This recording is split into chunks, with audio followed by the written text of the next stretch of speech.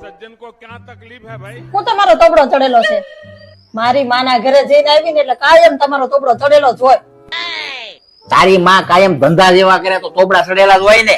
હું મારી માં એવા ધંધા કર્યા છે ઈ તને ખબર.